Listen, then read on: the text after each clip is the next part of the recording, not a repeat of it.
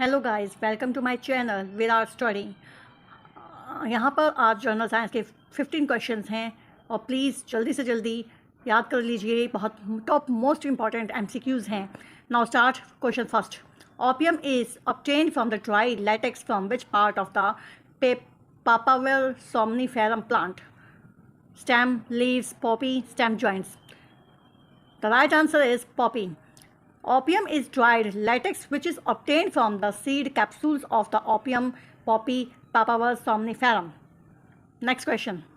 What are the two categories of cell which nervous system is made up of? Option A, satellite cell and Boytacher cell. B, neuron cell and glial cell. C, gastric chief cell, parietal cell. D, tendon cell and macula densa cell. Right answer is neuron and glial cell. The nervous system is made up of two type of cell. ये आपको पता ही होगा कि nervous system जो है दो प्रकार के सेल से बनता है। वो कौन से हैं? Glia cell and neuron cell. The glial which regulate homeostasis providing support and protections to the function of neuron, or neuron which transmit signal between them and from one part of the body to the another. Now next question is, which among the following vitamin is involved in the breakdown of energy molecules such as glucose? Vitamin A, vitamin B, vitamin C and vitamin D. The right answer है, जल्दी बताइए, तो पता होना चाहिए आप सबको। Yes, the right answer is vitamin B. Vitamin B is involved in the breakdown of energy molecules such as glucose. Vitamin B are a class of water-soluble vitamins which plays an important role in cell metabolism. Next question. On which of the following the gravitational force between two objects does not depend? Option A, gravitational constant. B, distance between the object. C, product of the masses of the object. And D, sum of the masses of the object. The right answer is sum of the masses of the object. The gravitational force between two objects depends on the gravitational constant, distance between the object, and product of the masses of the object. F, gravitational constant x, product of the masses of the object, square of distance between the object. Next question. Which among the following metals is the hardest metal? ये तो पता ही होना चाहिए आप सबको कि hardest metal कौन सा हो सकता है इन ऑप्शंस में से। तो स्टार्ट करते हैं option A, platinum, gold, iron, tungsten. जल्दी से बताइए कौन सा हार्डेस्ट जो है मेटल है। हार्डेस्ट मेटल जो है टंगस्टन है। Tungsten is the right answer. Tungsten has the highest tensile strength of any natural metal with an ultimate strength of 1510 megapascal.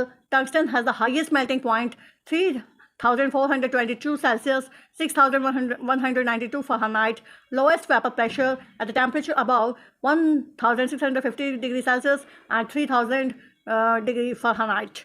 Now, next question. Mammalogy is the branch of science related to the study of. This is the most easiest question. फिर भी लोग गलत करते हैं, पता नहीं क्यों। तो प्लीज़ जल्दी से याद कर लीजिए अगर आपको भी नहीं पता है तो।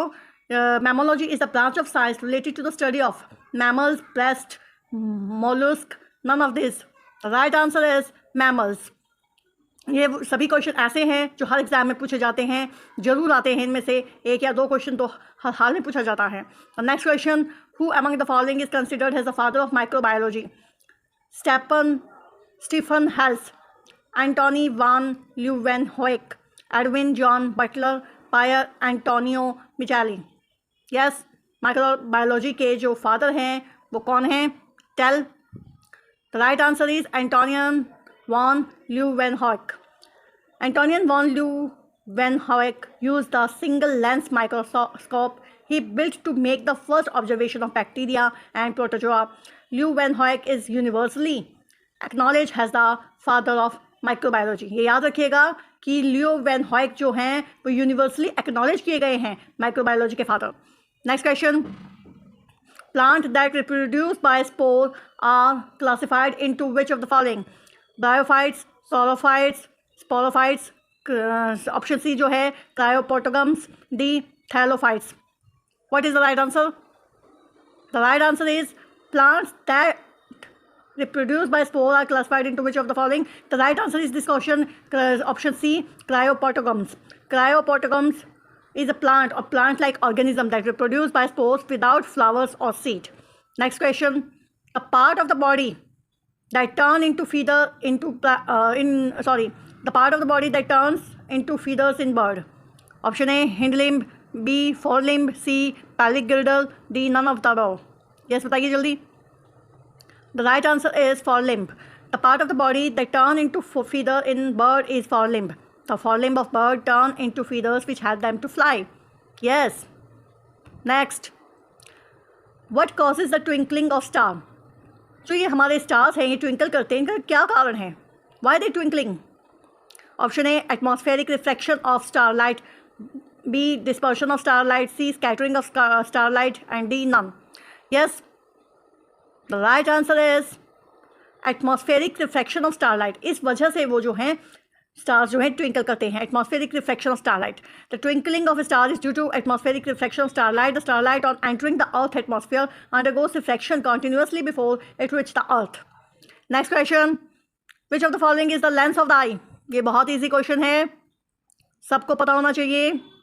अगर किसी के पास साइंस है या नहीं है, किसने पढ़ी है या नहीं पढ़ी है, इतना तो पता ही होना चाहिए.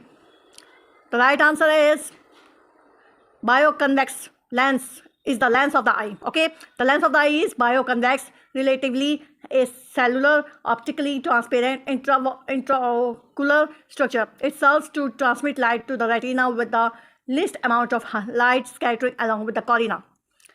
Next question. In which of the part of the body digestion of proteins begin? Pancreas, stomach, small intestine, large intestine. ये तो बहुत इजी है, प्लीज़ जल्दी से बताइए. ये तो पता होना चाहिए आपको कि बहुत इजी है, ये तो आपको बताना ही पड़ेगा. जल्दी से जल्दी बताइए. ये तो 12th तक के उसमें आ ही जाता है और पता होना चाहिए हमें. यस जल्दी बताइए प्लीज़. यस जल्दी. यस हाँ जी बताइए,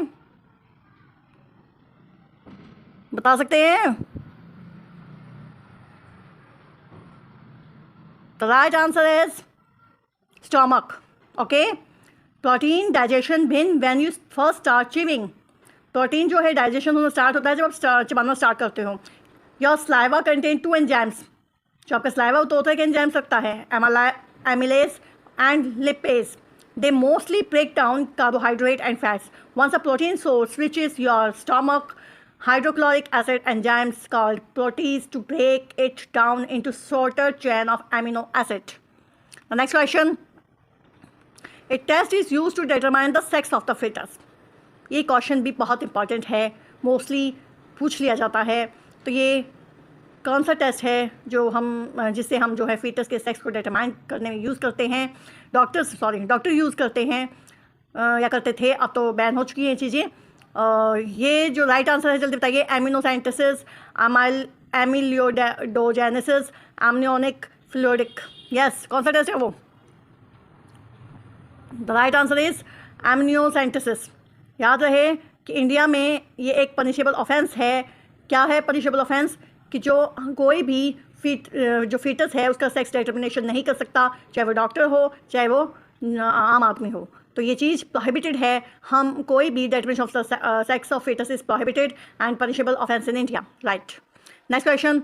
chicken pox is a highly contagious disease caused by the option A Pasteurella pestis, B Bacillus anthracis, C Bordetella pertussis, D varicella zoster. Yes, what is the right answer? Right answer is varicella zoster. Chickenpox is a highly contagious disease caused by the varicella zoster virus. Chickenpox इसी virus की वजह से होता है. Okay. Next. Last question. What is an autonomously repeating circular extra chromosomal DNA? The right answer is plasmid.